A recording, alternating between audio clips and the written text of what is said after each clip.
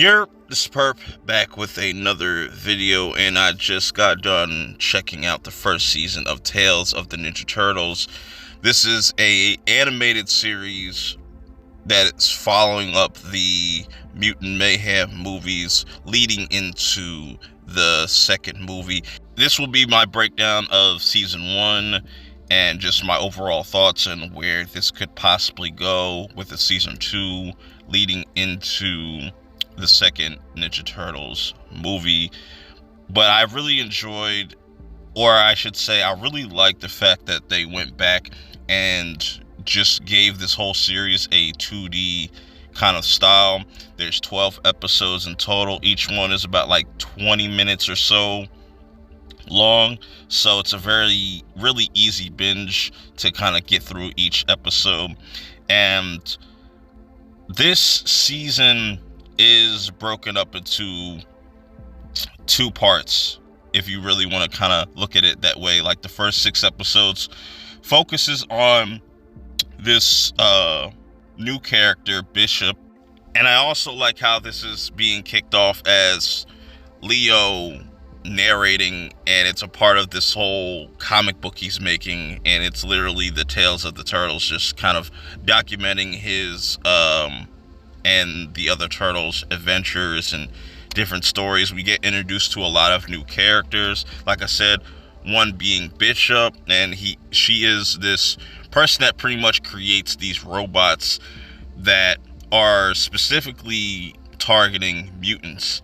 And I like how each individual episode, the first 4, kind of showcases each individual turtle trying to figure out a way to defeat these robots, working to their strengths, also getting introduced to new characters. So at this point, the turtles are split up. You have Leo and April kind of working together, and him trying to figure out what it means to be a leader and try to figure things out on his own while trying to reconnect with his brothers. And then you have Mikey that comes across this character named Rod. He's a pretty important character in this first part because he is the son of the person that gave Bishop this money to fund this program. But he also wants to get turned into a mutant. Doesn't end up happening, but what does end up happening is they do get to create a new mutant that is actually a pigeon. I thought that was kind of funny. And I like Rod for the most part, you know what I'm saying? He seems like a cool character. Then Raph's over there with the purple dragons, and he meets this dude named Han, and, his sister, I forget his sister's name off the top of my head, but this is an interesting group. And while they're kind of telling their backstories, what I really like about this art style is it's constantly changing. It's very dynamic. It's very vivid. They do a lot of really dope action sequences throughout these first 6 episodes as they're fighting these robots. And then I also like Donnie's kind of little thing, his little backstory. Not really like a backstory, but his explanation and how it plays off like a video game. And we also kind of see Nani really leaning more into the tech stuff because that's his character, and he figures out how to kind of reprogram one of the robots. And this is where the tides start to kind of shift as we get to episode 5 and we get the backstory of Bishop and her wanting to kind of do this for her sister, and seeing her perspective from the first movie and why she hates mutants and why she is doing what she's doing.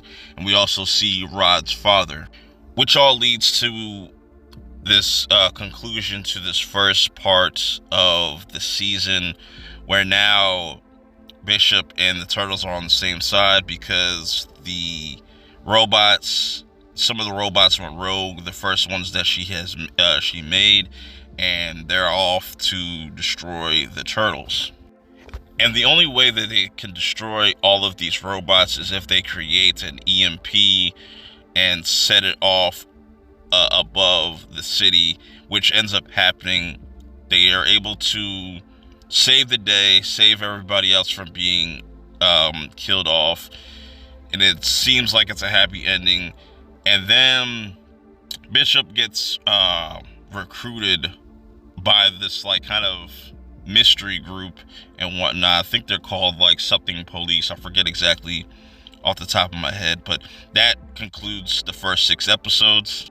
Then we get to episode 7, which is a Raph centric episode.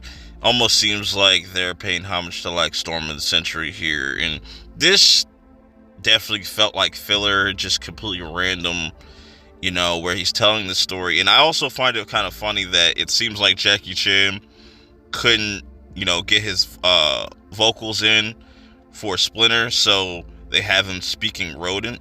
And in this episode, you have Raph doing his voiceover. And this was very bizarre where, you know, he's annoyed with all the different mutants living down there with them. He ends up going on this like adventure with Ray Fillet and Scumbug. They run into these other mutants, and it was just really weird and just very awkward. Wasn't a huge fan of this episode. And yet it continues. This whole storyline started with episode 7, continues with episode 8, but we see it from Mikey's perspective, and he meets Lee the Eel, and this whole arc with the Riverside 3, whatever the fuck the mutants' names are. Not the biggest fan, but I did enjoy this episode. Getting to see the scene with Genghis Frog and Mikey as they head to the store. He also runs into some of the purple dragons, not knowing that they're robbing the place, while there is also Lee the Eel there, and so he has to kind of protect the people. And I also find it funny that Han was trying to save the cat from being eaten by Genghis Frog, because that's all he could really think about is eating this cat. It's an okay episode, you know, it gives Mikey that shine, him to be the hero by the end of the episode, but it does continue with episode 9, and this is more of an April and Splinter's focused episode as they take down or try to take down Goldfin, which Goldfin honestly is really tight, and seeing him and Splinter going back and forth is really dope. He's a really interesting character, and I'm not mad at this arc because it's showing you the effects of what Superfly's machine has done, not only to the turtles and just the city and other people. It has affected other creatures, other forms of life. So this is kind of dope, you know, and you kind of see Goldfin's whole motive and why he wants to flood the city. But the story's not quite done as we get into episode 10, where we finally get Goldfin and everybody else's kind of motivation. They want to get this pearl back that the humans stole, while also we see, you know, Donnie and Wingnut or something like that are going on a whole adventure, and you know, we also see Leatherhead. Nothing too crazy, but at this point I'm just ready for this arc to be pretty much done. So then we get into the last 2 episodes. We see in episode 11 where Leo was during this whole thing, and he was on this whole adventure with Pigeon Pete.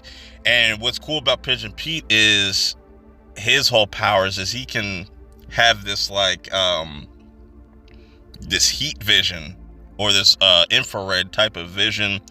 We get introduced to this detective, and he is completely paranoid and absolutely is terrified of pigeons, which leads him to hunt down Pigeon Pete with the full force of the police behind him. But Leo, on the other hand, still doesn't know really what's going on and why Pigeon Pete is going crazy. He just follows him, but then he clashes with Sally the Seahorse, or whatever the hell his name was. And that whole exchange was pretty cool, and that all is leading up to the finale, which is the best part of this whole entire arc. And we have Goldfin over here asking for Bad Bernie's help. But Bad Bernie's like, I'll only help you if you eat the sushi. And he kind of tricks him into doing that. And we get this cool little montage of the three of them breaking into the museum to get back the pearl that was stolen. But they don't know that Goldfin is kind of on his own. He's about to crash out. The Turtles are able to reunite to clash with the three for a final battle. And this whole entire fight was fire. The animation has been consistent. Every episode, it just keeps getting better, but this is where they really go crazy. The rest of the mutants are left to kind of figure out how to stop this bomb from going off and flooding the whole entire city, while the Turtles have to deal with these three. But Goldfin, he pretty much abandons Lee, and Sally just kind of leaves them there. They have this epic moment on the dock where he's like, yeah, I'm Mad Finn now. And before they can make the exchange, Master Splinter and April pull up with the Turtles, and they have this epic fucking clash once again. And they really show off how skilled Goldfin is, and it takes Master Splinter to kind of humble his ass. But they're able to kind of save the day, and Ray Fillet, he's able to get the bomb up, and they're doing the whole toss-up thing, and the bomb goes off on the boat where Bernie and also Goldfin is there. It's a happy-ass ending. I wish they would have kind of gave us a little teaser for season 2, but I am pretty much satisfied with this first season. I was kind of feeling shaky about the second half, but the first half was very strong.